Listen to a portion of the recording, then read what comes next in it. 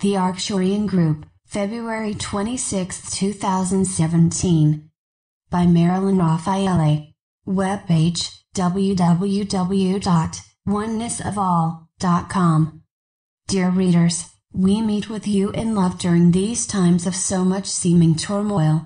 Be not afraid, as all is as it needs to be for the evolution and growth of the majority. It is a time of confusion even for you who are awake, leaving many of you to question whether or not there really is an ascension process happening.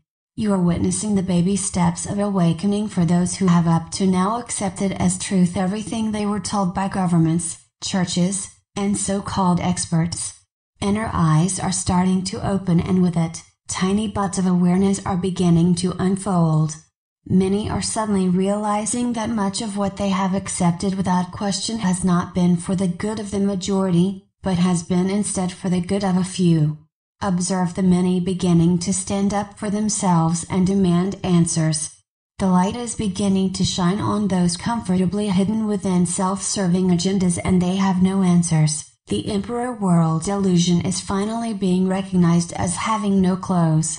Accustomed to blind obedience, many in positions of power are not prepared for questioning, nor do they feel any obligation to answer. Obedience without question is facet of old energy that is quickly dissolving in the presence of the higher frequencies of light, now bringing the truth of individual empowerment to world consciousness. As the majority begins to recognize and claim their innate power, it is creating great fear in those comfortable and profiting from the status quo.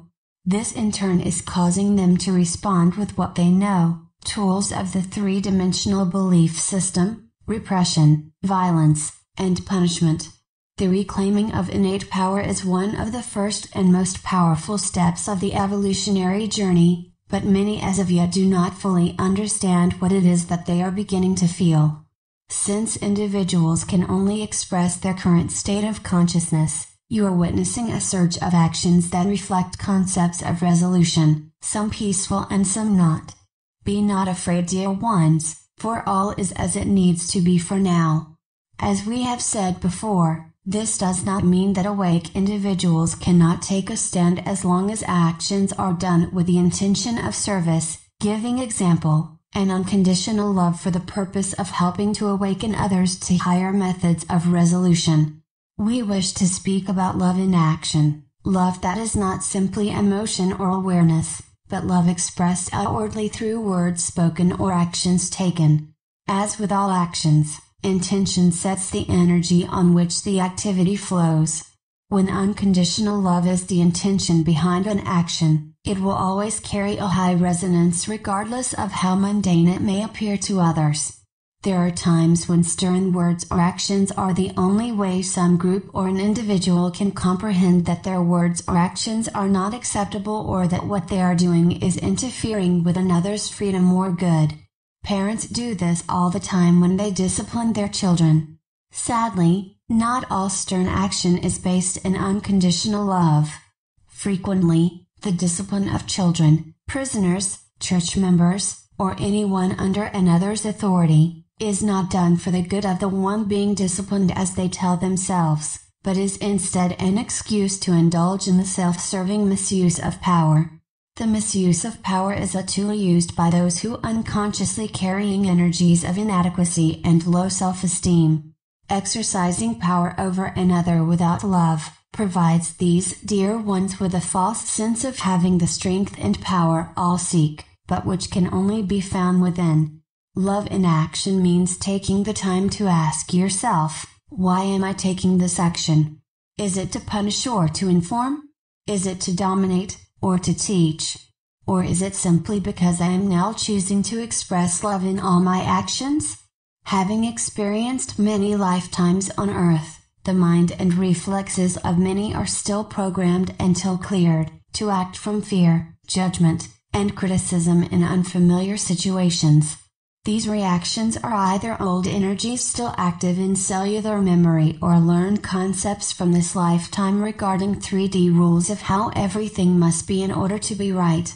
The gradual and ongoing evolution of mankind is easily recognized by observing how the rules of one generation seem old and silly to the next and then completely change. So much unnecessary suffering has taken place in the past and still does today simply because of rules imposed upon the unempowered by someone in authority, be it politicians, church leaders, parents, or adult children. When you react negatively to some person, place, or event, pause and take time to ask yourselves what the reaction was about. What am I believing that is making me feel this way? Is it true? Negative reactions are your teachers and blessings, serving as tools to help you discover what you may still hold in your belief system, allowing you to then release and clear whatever you find. This is a most powerful time on Earth. High-frequency energies of light are streaming in and available to all. These energies affect everyone, allowing them to easily recognize everything that does not resonate with universal love. Universal consciousness is in the painful throes of birthing individual empowerment. It is being born now, today, in the world around you.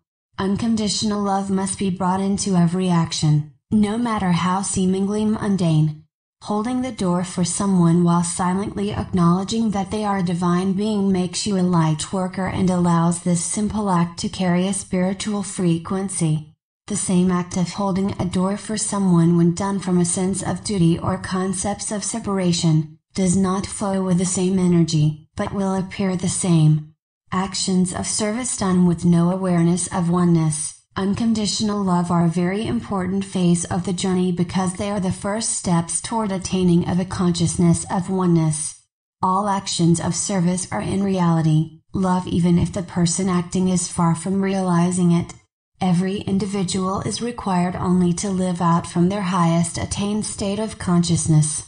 If a person chooses to live from a lower state of consciousness than he has attained, pretending, in order to please another, he will experience guilt and unease because he is out of sync with his inner self. Intention, dear ones. In the beginning you must stay aware of the intentions behind every word and action, but there soon comes a time when this conscious effort is no longer needed because your practice has become your attained state of consciousness, allowing all actions to automatically flow on streams of unconditional love.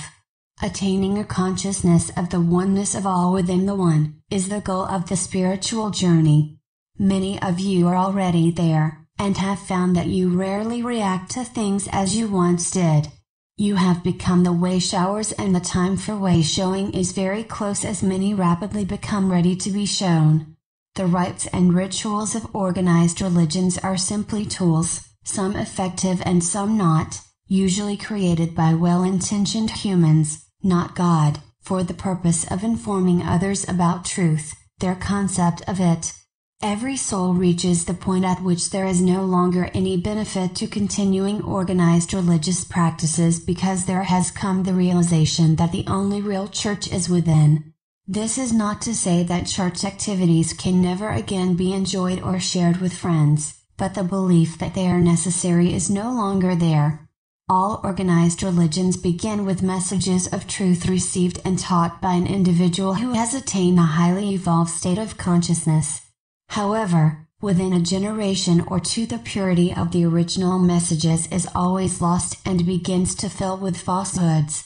This happens when the purity of the original teachings are interpreted and then taught by those of a much less evolved state of consciousness.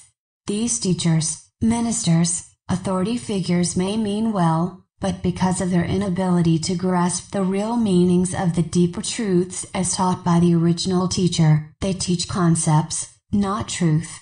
There are still those who need the guidance and structure of organized religion to help them learn how to behave, but every soul reaches a point where teachings presented to them by others feel old and finished. Trust that feeling. Truth lies quietly within, awaiting the recognition of every person, for where else could truth be, you being what you are, the one divine consciousness, all there is. At a certain point every person must stop seeking outside of self for truth. Truth as taught by others can never rise higher than the attained state of consciousness of the teacher, who is often well-intentioned, but still holds many third-dimensional beliefs.